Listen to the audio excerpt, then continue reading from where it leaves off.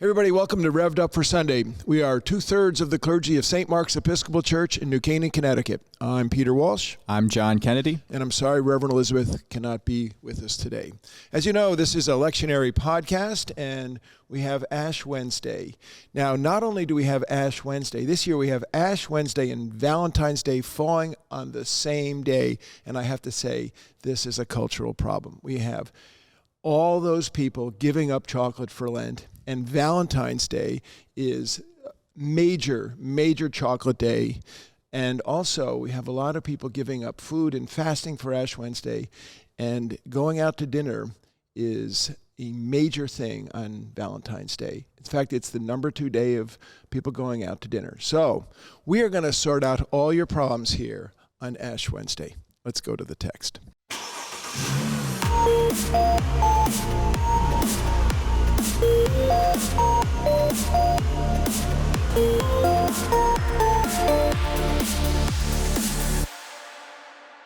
Hey everyone, Rob here. I just want to take a moment and let you know about a great opportunity to deepen your relationship with the Gospels this Lent, both in person and online.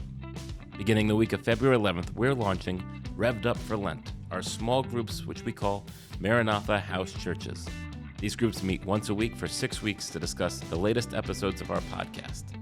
Feel free to bring your own questions and insights, or use the ones we've provided in our discussion guide. If you're unable to attend in person, we have a group meeting over Zoom on Thursdays from 5 to 6 p.m. Eastern Time, running from February 15th to March 21st.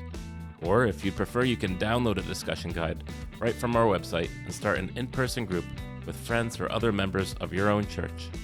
For those of you wishing to attend one of our in-person house churches, meeting here at St. Mark's, we have 3 options. There are 2 Wednesday groups beginning February 14th from 12:45 to 1:45 p.m. or 7:30 to 8:30 p.m. We're also offering an option for Saturday mornings beginning February 17th from 9:30 to 10:30 a.m.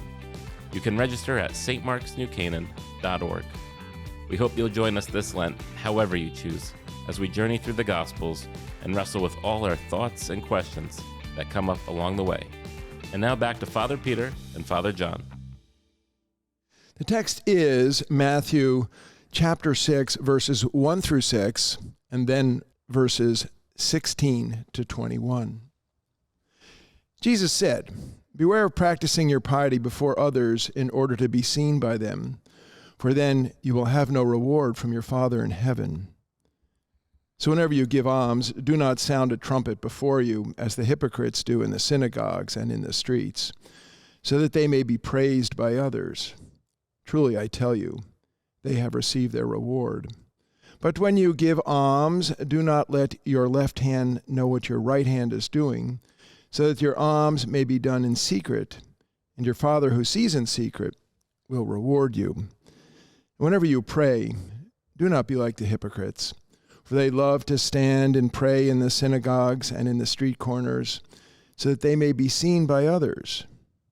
Truly, I tell you, they have received their reward. But whenever you pray, go into your room and shut the door and pray to your Father who is in secret, and your Father who sees in secret will reward you. And whenever you fast, do not look dismal like the hypocrites, for they disfigure their faces so as to show others that they are fasting. Truly, I tell you, they have received their reward. But when you fast, put oil on your head and wash your face, so that your fasting may be seen not by others, but by your Father who is in secret. And your Father who sees in secret will reward you. Do not store up for yourselves treasures on earth, where moth and rust consume, and where thieves break in and steal. But store up for yourselves treasures in heaven, where neither moth nor rust consumes, and where thieves do not break in and steal. For where your treasure is, there your heart will be also." Okay, there we are. Here we are. What do you make of it? What do I make of it? Well, as always, a little bit of context, a little bit of situating this passage in the text from which it is taken is probably a good place to start. And I love your Valentine's Day connection, so I'm going to try to put a bit of a love spin on it, or a heart spin. And This is, of course, taken from the Gospel according to Matthew, and we are in the Sermon on the Mount here. This is the same text we get every Ash Wednesday, so this is not news here. But this is, Jesus is partway through this great discourse, his greatest discourse, truly, I would say, in any of the texts, except maybe perhaps the high priestly prayer, John 17. Yeah. Interesting. And in this part of the Sermon on the Mount, he is reshaping the exercise of piety, specifically regarding the practices of almsgiving, prayer, and fasting. And I would say that Jesus's message throughout the Sermon on the Mount is that piety, or living faithfully, living a life dedicated to God, is about much more than external behavior. It is a matter of the heart. And that's what he's speaking to throughout the entire Sermon on the Mount. And I think that's what he's talking about here. Yeah, the internalizing of the law in some sense.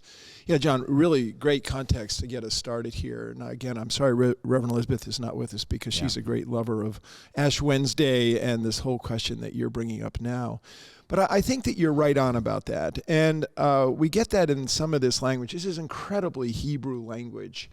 And you'll notice in the text that Jesus, this is all about the Father, and Jesus is the interpreter of life with the Father. And the Father is the hidden judge. The Father is all of these things, and Jesus is telling us the way it is. And we get that whole thing where Jesus uses the word to be seen, and the Greek word for that is the same word where we get theater from. And the hypocrites are actors. That comes from the Greek word for acting. Mm-hmm. So I think the question is, which of these theaters are we going to play out our life with God? Are we going to play out it on the theater where, the theater amongst our peers? Or are we going to play it on the theater with our God? Yeah, absolutely. I mean, that's one of the great questions, I think, of the spiritual life is, will those of us who, really seek to pursue it fall into the trap of it being just another occasion to be seen by others and be approved of by others, therefore really canceling out any benefit, true interior spiritual benefit that comes from pursuing a life of the Spirit, a life of piety, or doing righteousness, which is, we get in our translation the word piety. It literally means doing righteousness. Yeah, and I don't think piety is a good word to translate it. I mean, the righteousness that Matthew, as a Jewish pastor, speaking to Jewish people who have followed Jesus, which is the Matthean community, and righteousness would be. Righteous is a very big word for Matthew, and it has to do with following the way to the divine in action and in heart, both. And the word piety, just the thing about the pietists, the piety has almost by definition within it a yin and a yang, or a both sides to it, both the actions of the person, but also the sometimes seen actions. I mean, to call somebody pious, sometimes it's a great, beautiful thing. Like you might say they're very devout, or to call somebody pious is an insult. To say they're showing their deeds so publicly that they're just a pain in the can. Yeah, just really Yeah. And Jesus is saying that the true way to worship the Father is to do so in secret. When you give alms. Not only don't do it before others, but as he says, don't let your left hand know what your right hand is doing. Like almost like, don't dwell on the fact that you're giving alms. Just do it, or something like that. And when you pray, go into your room and shut the door, and your Father who is in secret will reward you. There's this triple repetition of secret and reward for each of these aspects of piety or doing righteousness, which I agree is the better translation, giving alms, praying, and fasting. It's such a challenging thing because we don't, at least when we're starting out, really always have much of a sense of like, well, what is this interior reward that Jesus is talking about that I'm supposed to be seeking? It's not really tangible, like approval by others. But it is the thing that Jesus is calling us to. Just something about reward here that I think helps us get at this. There are 2 Greek verbs used when Jesus speaks of reward. So there's one type of reward that the hypocrites receive, the stage actors, as you said, and the reward that those who basically follow Jesus' instructions to do these things in secret receive. And the verb that is used for the reward received by the hypocrites is peko, and it is a commercial term for giving a receipt for what has been paid in full. So it's transactional. It's between people. Yeah. Economic. It's economic. Yeah. Yeah. And that's not what Jesus is calling us to. Yeah. Oh, wow. So there's so much in what you just said. So much. Maybe we might just take some of those pieces and parts one at a time. Yeah. So let's talk about the Father who sees in secret. Why don't we just take that on for a moment here? I think that it's a very interesting question. When I was a boy, something like this would have led to a kind of paranoia that God sees all things, even when I'm good or bad. And this led to a kind of accounting ledger of good and bad, which is my idea of what sin was as a child, was that there was this enormous accounting ledger. And, if you'd be rewarded like, oh, he was good, or, oh, he was bad. And what did I think of the rite of reconciliation or confession, which was my trying to wipe out the bad side of the ledger here. And I'm not so sure that's, that sort of judgment thing and is really gets to the heart of certain, because you get into this thing that God sees in secret. I think that part of what I've learned is from Thomas Keating, who has a beautiful, beautiful teaching about this, about the hiddenness of God, that the God in secret is hidden, and that the hiddenness of God, you will receive these rewards. And when you get to the rewards, again, I always thought of the rewards as a last judgment kind of question, that when the ultimate accounting was done, you either made it across the finish line with St. Peter or you didn't. And I don't think that's ultimately particularly helpful. Maybe some people find that very helpful. I do not. That the rewards, when you get for instance, when you pray, go into your room and shut the door, and your Father who sees in secret will reward you in secret. So the room that I believe he's talking about here is to go into your inner room. It's metaphorical. Mm-hmm. Go into your inner room and then shut the door. That's your act of will, which is say, I'm going to close out the best I can the outside world. And the hidden God will reward you, and that which you are rewarded with is the gifts of contemplative prayer, the gifts of divine union. For instance, I think that's a much better and livelier translation for most people in the world, which is to say this is a call in some sense to contemplative prayer. Mm-hmm. Anyway, yeah. just a thought on that. Yeah, I think that's right on. I think it is completely consonant with what you described as Jesus's interiorization of the law. Just to maybe state the obvious for some of our listeners, but maybe not so obvious, that Jesus here is being the new lawgiver, the new Moses, giving a new law on a mountain, just as Moses received the first law on a mountain. That it is, back to the heart, back to Valentine's Day, a matter of the heart, a paradigm that I find helpful for thinking about this dynamic of the merely exterior and the interior is sort of a Jungian frame of, Jung mapped the our self, the human being, the human psyche as a sphere or a circle, with the ego self at the outer edge or on the surface, which is the self that I would say most people, at least in our Western technocratic, contemporary culture, identify with. We feel like we are this person with cravings and plans for the future and a desire to be in control and so on, and to be rewarded.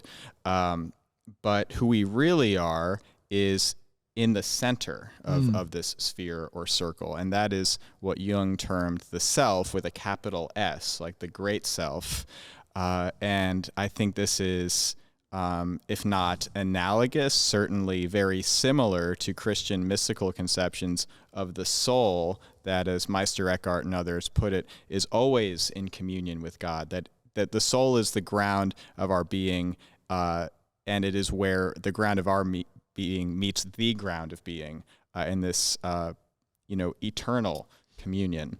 And the spiritual life, and I think the life that Jesus is showing the way to here, is a matter of dropping down beneath the ego, not abolishing or banishing the ego, but relativizing it, putting it in its place. Because when we're only at the surface level, at the ego level, we don't know anything consciously of the soul. We're estranged from our own depths. And Jesus is showing us how to get in touch with our own depths. Yeah, that beautifully said, and I love your references there. I mean, Augustine said, "We are, we are what we are in the heart," which is, he said that in the 400s, that the center of our being is who we really are, and that you're bringing it into the question. The center of our being is who we are. It's referenced in a sermon recently, in the divine gaze, in the communion, the living flame of love, in the center of our soul, the Trinitarian presence of the divine, and that I think that the question of, here's what I think is really, really cool about this. That as a person grows. To grow, Tom, I'm saying about Thomas Merton. I feel like I shouldn't be quoting Thomas Merton or referring to Thomas Merton because you're the expert here. But what Tom was talking about was, what he conceived of as the true self. That for us to become ultimately the who we are-ness and to be set free, we are to be set free to be the person who we are in the center of our soul or in our heart, and that when we are set free to be that person living in reference with the divine presence, well, then we're super uber set free. And that all the other stuff around the edges, the ego stuff around the edges, the relationships, that which we spend so much of our life preoccupied by, the pettiness of preoccupation about stuff that has no life, where moth and rust destroy, where we just die. We can waste our lives. And so maybe this is a call to don't waste your life. Get right to the heart of the matter. Be who you are with the divine. That's what this is about. Yeah. Yeah. And that's what Ash Wednesday and Lent are really about. They're not about guilt. They're not about merely feeling remorseful for our sins, but they are about being free, being set free from all this crap that holds us back. Yeah, I would yes, thank you for that. Nice choice of words here too. I was on moth and rust, so you want to hear my moth and rust thing? So this morning, I think, we're having a podcast. Well, what am I going to wear in the podcast? People are going to be looking at me. So I took out my favorite sweater, and look what happened to my favorite sweater. Oh, no. Can you believe it? There it is, moth folks. And rust. Moth and rust. The moths ate my favorite podcast sweater. I'm so sorry, there it is. Peter. That just like it says, Bambo, Gonzos, moth and rust destroy. What a so brilliant... now I got almost like my sackcloth and ashes sweater on here. A little wool sweater. Actually, this sweater is very expensive, John. It was a gift. But anyway, you get the idea. Like it. Yeah, thank you. That does thank you. Like but anyway, nice it depends what we wear here. Really big deal. But I think that really, what you're talking about here is getting to the heart of the matter, which is what the Sermon on the Mount is about anyway. Yeah. It's about getting to the heart of the matter. And there are many, many, many traps for those who are seeking that to get to the heart of the matter. And John of the Cross writes about this. And I can't remember if it's the Ascent of Mount Carmel or in the Dark Night of the Soul, where he speaks about the 7 deadly sins with reference to the spiritual life. And certainly some of the 7 deadly sins with reference to the spiritual life are exactly what Jesus is talking about here, which is turning devotion into piety so that you can be seen, which would be considered a kind of a translation of one of those sins. And I'm just so struck by how much energy we can waste on trying to impress people. Oh my gosh, what an enormous waste of life energy. Absolutely. Unbelievable. Yeah. Shocking. Yeah, it is a shocking waste of life energy because it's hard to be in the front of the pack of that game. And if you are, going back to Jung for a second, he said, the brighter the light, the darker the shadow. Often people who were the most successful and therefore very often the most invested in that game of having the polished image are carrying around with them an immense tangle of inner conflict and tension and confusion. So you don't actually really want to be that. No, it doesn't sound good. I don't. That doesn't sound good. It doesn't sound good. Yeah. Well, this is an interesting text for us to apply to our lives. Again, as I said at the outset, it's not just on the Valentine's Day piece, which I also think is kind of fun. Mm-hmm. But the whole questions around the Sermon on the Mount, the interiority of it, and the Hebrew life of this, the Jewishness of this text, and it's incredibly. Fasting, almsgiving, and prayer are the three primary spiritual disciplines of the Hebrew people. And in the New Testament, those are the three disciplines. Those are the only three disciplines that are talked about in the New Testament, too. Mm-hmm. And so we get Jesus commenting on those disciplines. And again, in the movement to the interiority, with the movement to set us free, take up your cross and follow me, yes. the Lenten thing. Right. And when you get to take up your cross daily, what the heck can that mean? And that, again, has to do with the dying of this outer ego thing that you're talking about in the Jungian conception of the psyche. I'm glad you brought it back around to that, because when I was talking about that and, the relativizing of the ego, I think that's a fair way to put it. But if we're talking about this in Jesus terms, in Christian terms, it doesn't quite put it strongly enough, because as you said, Jesus talks about taking up your cross daily and following him. And we all know what the cross meant for Jesus. It was not merely a matter of getting perspective. It was a matter of an actual death. Now, I'm not suggesting that's what it means for us, but it does suggest a casting away of our outer shell in some sense, maybe to get it back again, I would say, in a more healthy, balanced way. But nevertheless, the way there does, I think, in Jesus's view and in view of our own Christian tradition, involves some real renunciation and discipline, at least from time to time, such as in seasons as Lent. And of course, Lent's reference point is Easter. And back to Thomas Merton, of course, the resurrection and the Paschal mystery. Thomas Merton, in his liturgical writings, is so eloquent and clear and emphatic about how all of liturgy, and certainly the season of Lent, is about entering into the Paschal mystery. That's what the whole thing is about. That's what it's about. Yeah. It's going down with Jesus and being raised up with him. Yeah. But we have to go down in some way. Yeah. Well, Ash Wednesday is oddly popular. Easter, right. Christmas, yeah, we were just talking about that. Ash Wednesday, we were talking about this recently. If you think about it, Ash Wednesday puts in front of you mortality. It puts sin, repentance, self-denial, repentance, fasting, almsgiving, prayer, judgment of God, and the thoughts of your own death. Why the heck is this day so popular? This is the uncola. It is everything that seems to be popular in the culture, and yet Ash Wednesday is a day of deep devotion for so many people. They may not roll that devotion out for 40 days throughout the whole Lent, but on this day, this is a day where somehow the human condition seems to have need of this, to be reminded of the ultimate ends of things. It's an amazing thing. I also, just before we finish up here, I just want to come to the end of the story here. This is the ultimate wisdom line here: for where your treasure is, there your heart will be also. And that when Jesus is saying where moth and rust consume and thieves break in and steal, I already showed you my moth-ridden sweater. But also the word steal there, by the way, is crypto. I love that. Yeah. Given all the crypto-ness going on in our world today, Indeed. That's where the word, anyway, the crypto. And I do think that what Jesus is doing is, this isn't a question of how we are to live, and like the Didache, which dates from the same time period, another catechetical teaching. The Sermon on the Mount is a catechetical teaching.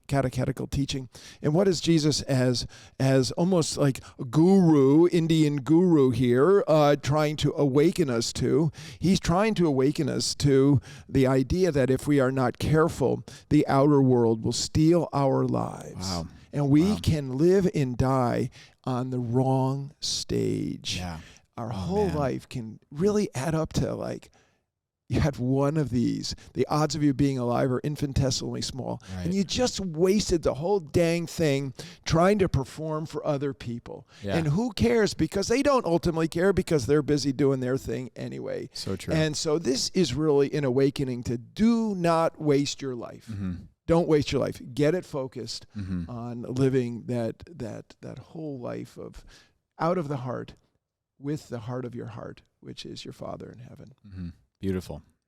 You got a last word? Rob's trying to get us to wrap up. We promised we were going to keep this short and Lent. Anything before we're all done? No, I just want to say amen to all of that and to really encourage you, our wonderful audience, and speaking to myself as well, to really take the Thomas Merton talked about the ashes of Ash Wednesday, spiritual medicine. Really take Beautiful. the medicine, follow the doctor's prescription, Jesus being the doctor here. Fantastic.